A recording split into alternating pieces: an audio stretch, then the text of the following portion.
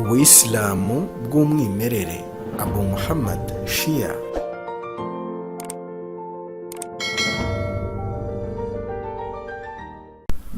Bismillahirrahmanirrahim. Alhamdulillahi rabbil alamin. Innahu khayru nasirin wa mu'in.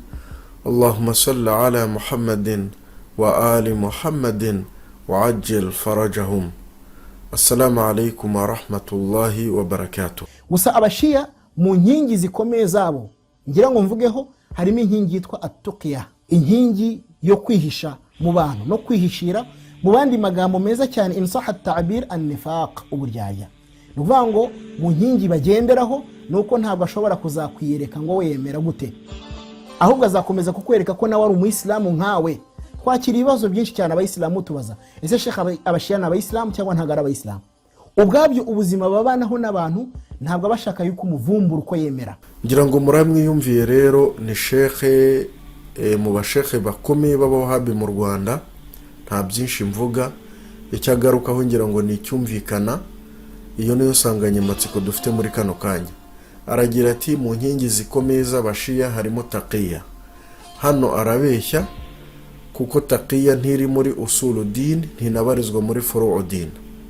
Umushia arajya guhisha umusuni imyemerere ye mu gihugu nko mu Rwanda.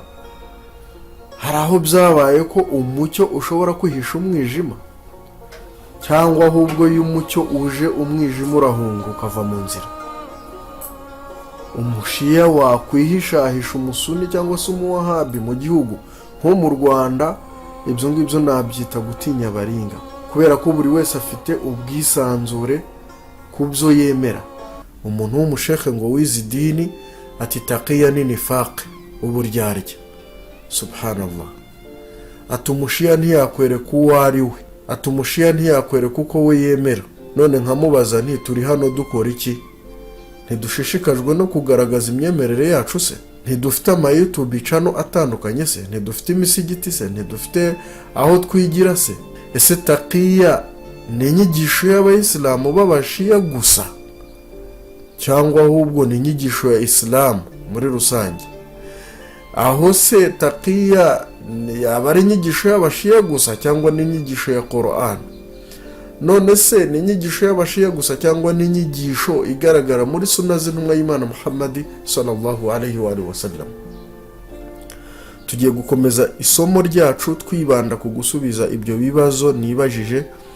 Nshishikariza abadukurikiye ngo bajyane natwe kugeza isomo rirangiye, kugira ngo nyuma yaho bajye babasha gusobanura neza ibyerekeranye na taqiya, bitari bya bindi ngo narabwiwe, numvise n'ibindi nk'ibyo ngibyo. Ubundi taqiya ni ijambo ry'icyarabu rikomoka kuri waqaya, bisobanuye kwirinda kugerwaho n'ikibi. Umusahaba w'intumwa y'Imana Muhammad sallallahu alaihi wa sallam witwa Ibn Abbas yaragize ati at-taqiyya huwa an yatakallama bilisanihi wa qalbuhu mutma'innu bil iman. Taqiya ni uburyo umuntu akoresha avugisha ururimi rwe ibinyuranye no kwemera yifite mu mutima we, nyamara atigeze ateshuka kuri uko kwemera.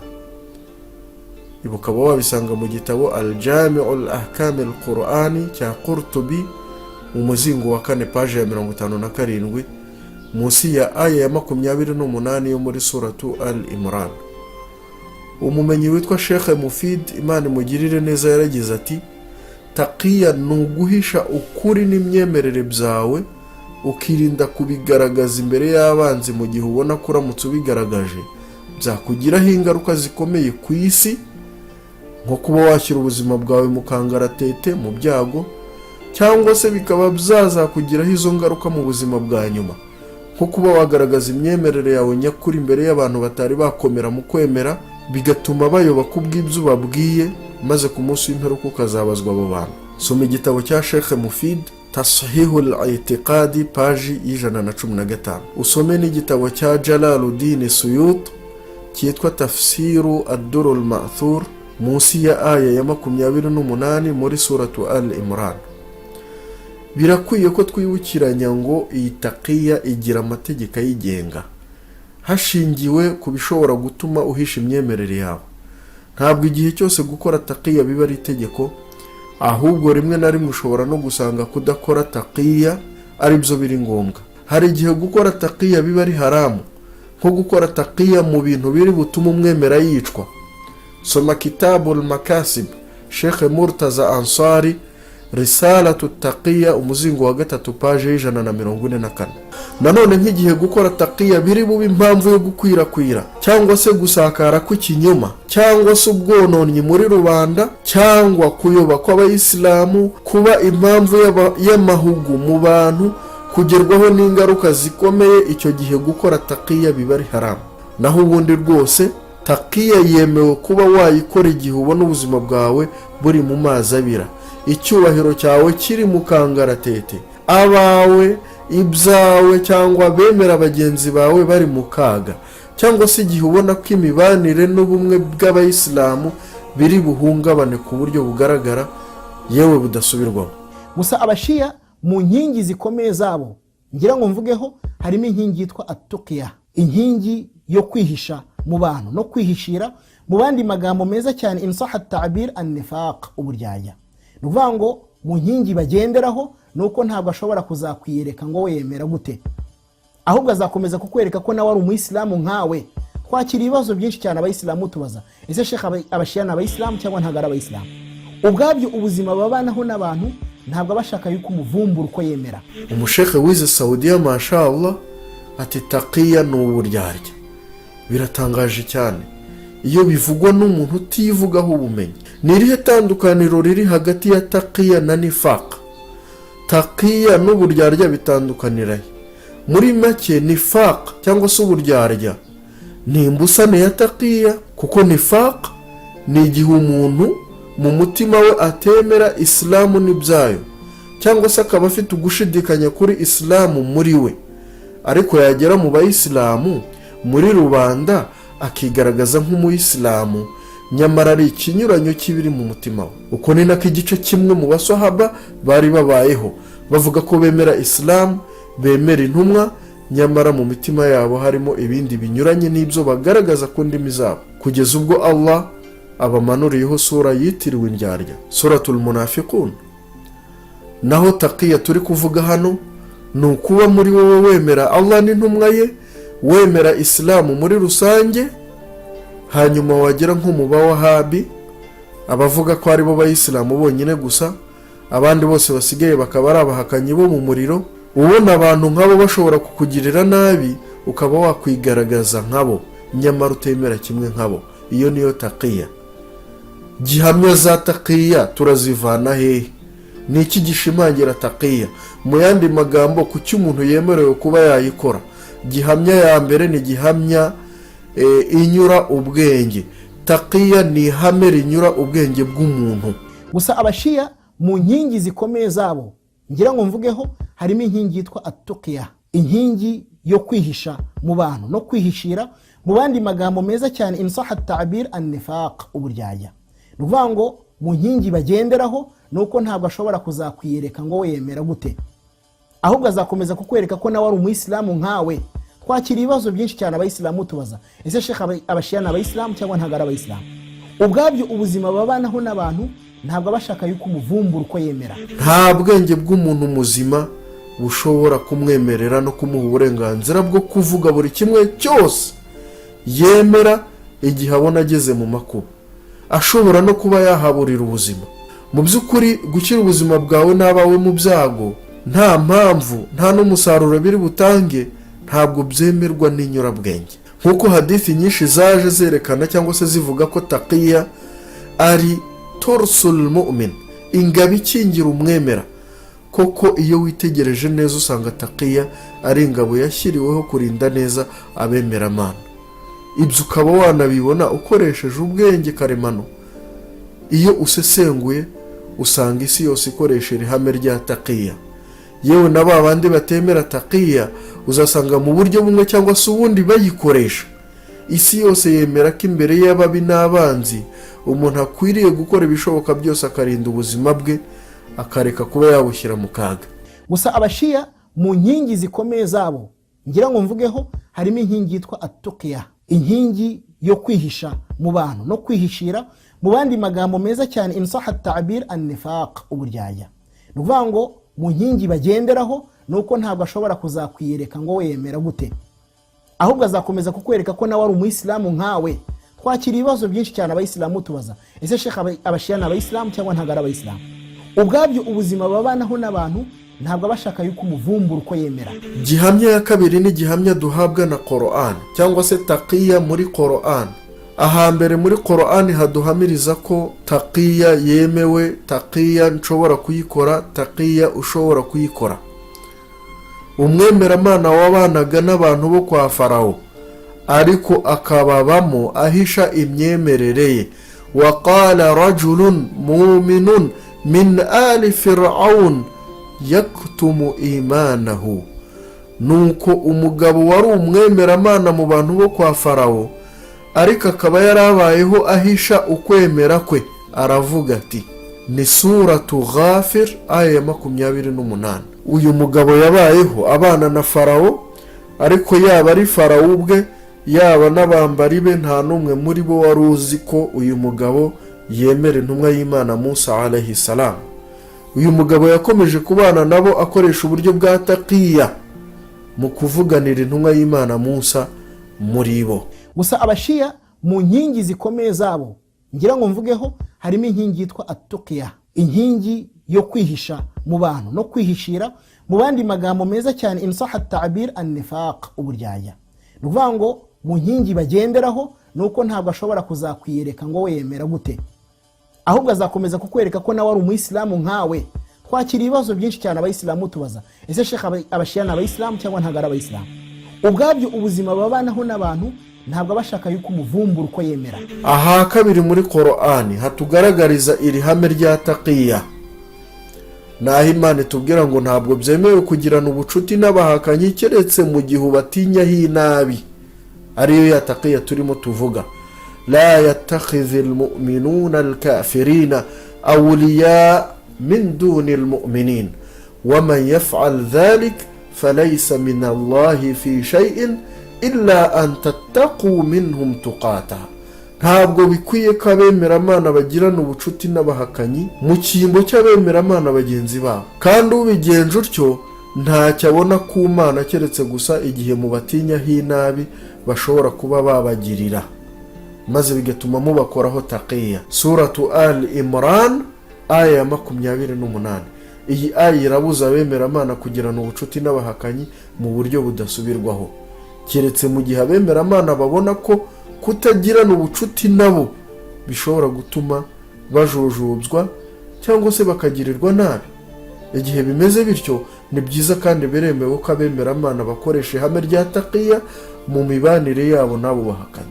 Gusa abashiya mu nkingi zikomeye zabo ngira ngo mvugeho harimo inkingi yitwa at-tuqiya, inkingi yo kwihisha mu bantu no kwihishira, mu bandi magambo meza cyane insaha ta'bir an-nifaq, uburyarya.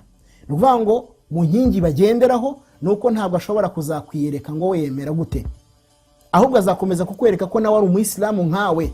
Twakira ibibazo byinshi cyane abayisilamu tubaza, ese shekha abashiya ni abayisilamu cyangwa ntabwo ari abayisilamu? Ubwabyo ubuzima babanaho n'abantu ntabwo abashaka yuko umuvumbura uko yemera. Hanyuma aha gatatu dusanga iri hame rya taqiya muri Qur'ani ni mu nkuru y'umusahaba witwa Amaru Yasir. Abasesenguzi ba Qur'ani mufassirun bagaragaza ko mu bihe bya mbere by'ibwiriza butumwa ry'intumwa y'Imana Muhammad sallallahu alayhi wa alihi wasallam, abahakanyi bafashe umusahaba Amaru Yasir bamufatana na se na nyina, maze batangira kubakorera iyicarubozo babategeka gutangaza ko bitandukanyije n'intumwa y'Imana Muhammad sallallahu alayhi wa alihi wasallam. Se na nyina ba Amaru Yasir bakomeje kwanga gutangaza ikinyuranyo cy'ukwemera kwabo kugeza bishwe, maze baba bahowe Imana batyo. Naho Amaru Yasir we yakoresheje ihame rya taqiya maze yemera kubabwira ibyo bashakaga kumva, ariko binyuranye n'ibyo yemeraga hehe mu mutima we. Nyuma yaho yaje kwibwira ko yaba yakoze amahano, yirukankira ku ntumwa y'Imana Muhammad sallallahu alayhi wa alihi wasallam arira cyane. Nibwo iyi aya yahitaga ihishurwa aho Allah agira ati, man kafara billahi min ba'di imanihi illa man ukriha wa qalbuhu mutma'innun bil iman. buri wese uhakana Allah nyuma yo kwemera afite ibihano bikomeye, uretse gusa wa wundi ubikora ku bw'agahato yashyizweho mu gihe umutima we wuzuye ukwemera nyakuri. Suratu Nahl aya 106. ni ukuvuga ushobora guhakana Allah ku magambo gusa bitewe n'ibihe urimo by'akaga gakomeye, ubona ko ushobora kuhatakariza ubuzima, ariko mu mutima wawe wemera Allah subhanahu wa ta'ala. ni Qur'an bivuga gutyo. uyu musahaba Ammar Yasir akigera ku ntumwa y'Imana yahise imumenyesha ko ababyeyi be ari abahowe Imana. intumwa irangije imuhanagura amarira, iramubwira iti tuza, nta cyabaye kuri wowe, nawe nta kibazo ufite, kandi rwose nibaramuka banongeye kugushyiraho agahato uzongera ubasubiriremo amagambo wavuze nta kibazo. abasesenguzi ba Qur'an bose bemeza ko iyi aya yamanutse ku bw'uyu musahaba Ammar Yasir n'ababyeyi be. by'umwihariko abamenyi b'abasuni nka Fakhrur Razi muri tafsiri ye Al-Kabir, Qurtubi muri tafsiri ye Al-Jami' al-Ahkam al-Qur'an, Ibn Athir muri Al-Kamil fi Tarikh, Zamakhshari muri Al-Kashaf, Ahmadi al-Muraghi muri tafsir Al-Muraghi, Ibn Hajar muri Fathul Bari n'abandi bose bemeza ko iyi aya yamanutse kubera umusahaba Ammar Yasir.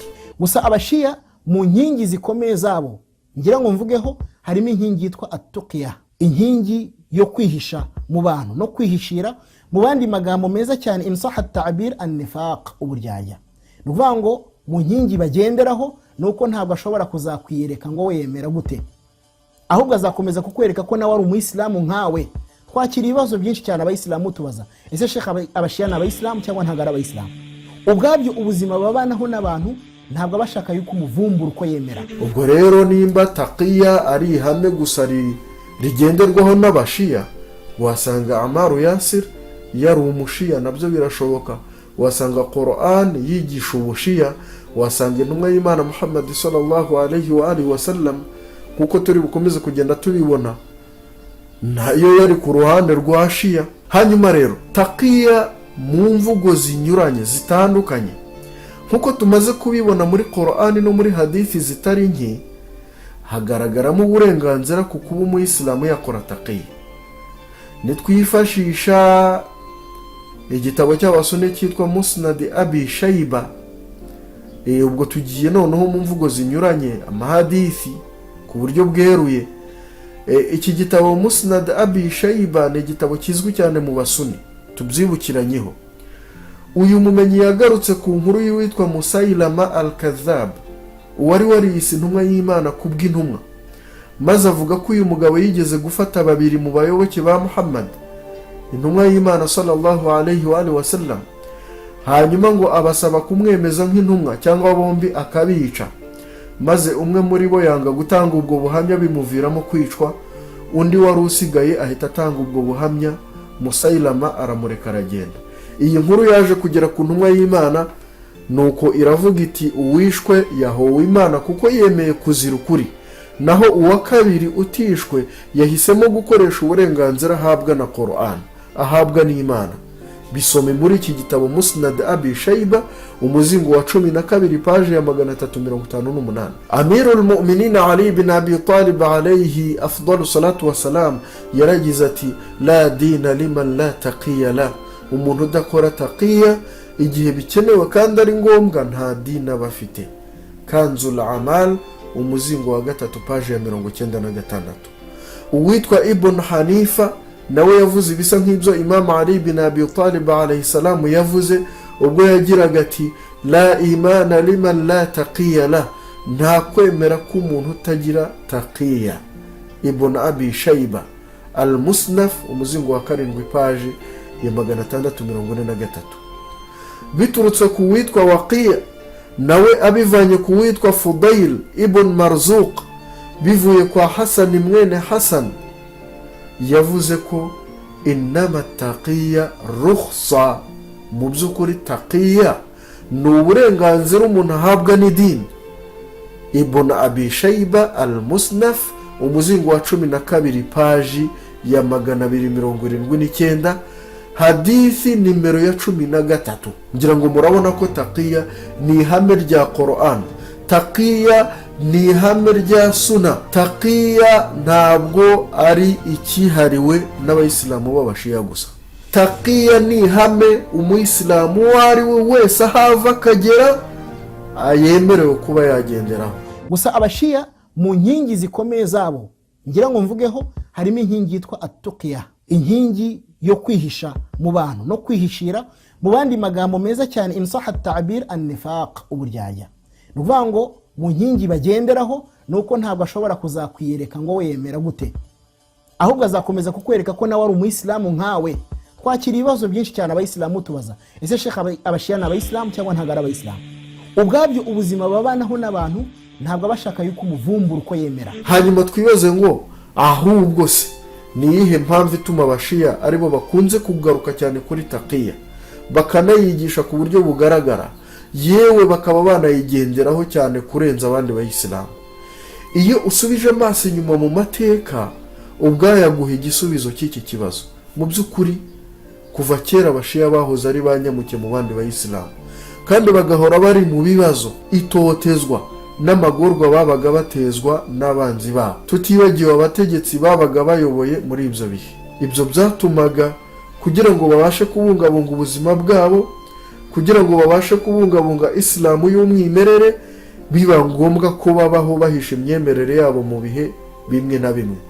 Tukagira duti iyo n'abasuni baza kunyura mu mateka asa n'ay'abashiya babayemo, nta kabuza byanga byakunda byari kuba ngombwa ko nabo babaho bahisha imyemerere yabo kugira ngo badashyira ubuzima bwabo mu kangaratete.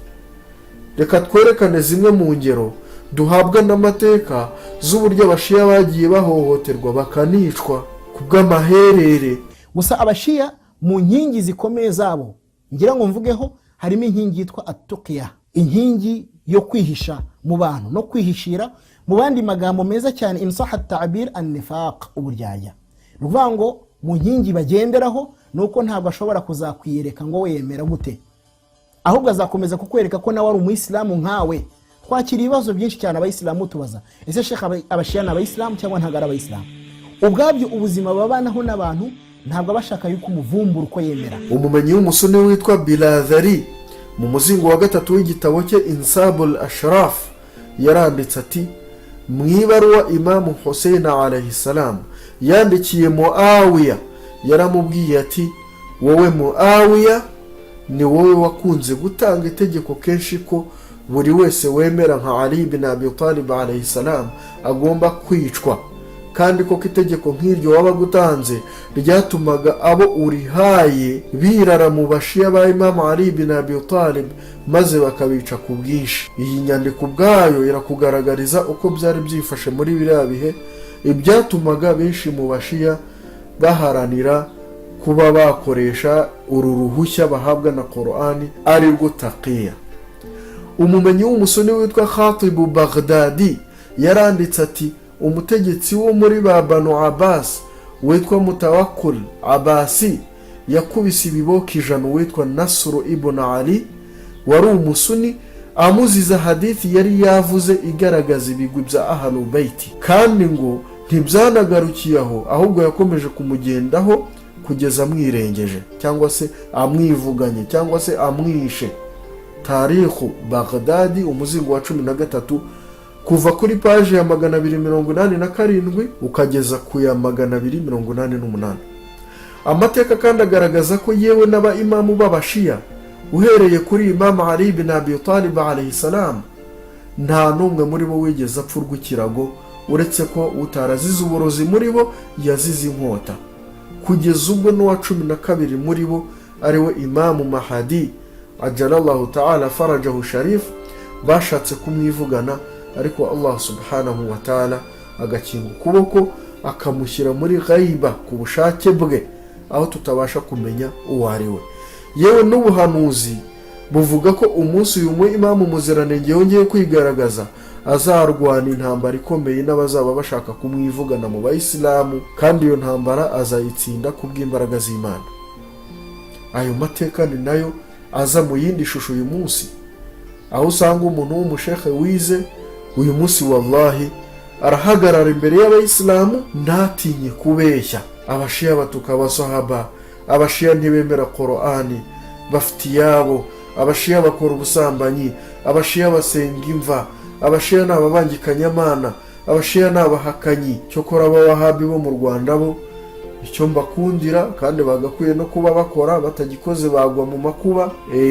Iyo bageze ku bijyanye no kuba umushiya yakwicwa, ku bijyanye no kuba kwica umushiya, bigira amasawabu n'ubundi bakora igisa na taqiya, kubera ko ntabwo bashobora kubivuga. Baramutse babivugiye mu Rwanda byanga bikunze bashobora kugwa mu byago bikomeye cyane.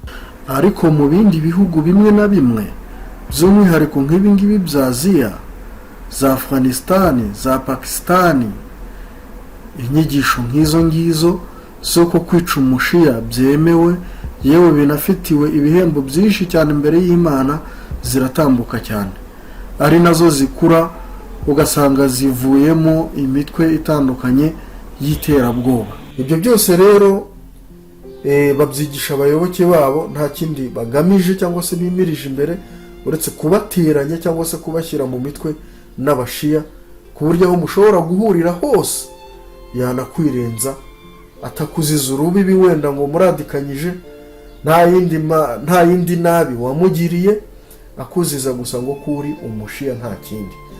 Gusa alhamdulillah platform nk'izi ngizi ni inema ikomeye cyane y'Imana, zizakomeza kugenda zidufasha guhugura abayisilamu bose muri rusange ku bintu bitandukanye bibeshyerwa abashiya, cyangwa se bisobanurwa cyangwa se bivugwa ku bashiya uko bitari. Tugenda tubisobanura neza uko bimeze, uko bihagaze, tunagaragaza yewe gihamya zitandukanye mu bitabo by'abayisilamu. Gusa abashiya mu nkingi zikomeye zabo ngira ngo mvugeho harimo inkingi yitwa at-tuqya, inkingi yo kwihisha mu bantu no kwihishira, mu bandi magambo meza cyane insaha at-ta'bir an-nifaq, uburyarya. Ni ukuvuga ngo mu nkingi bagenderaho nuko ntabwo ashobora kuzakwiyereka ngo wemera gute, ahubwo azakomeza kukwereka ko nawe ari umuyisilamu nkawe. Twakira ibibazo byinshi cyane abayisilamu tubaza, ese shekha abashiya ni abayisilamu cyangwa ntabwo ari abayisilamu? Ubwabyo ubuzima babanaho n'abantu ntabwo bashaka yuko umuvumbura uko yemera. Mu gusoza twamaze kubona neza ko usibye kuba taqiya yemewe muri Islam, ni n'ihame rikoreshwa n'abandi bantu bose muri rusange yewe batari n'abayisilamu, kuko taqiya inyura ubwenge.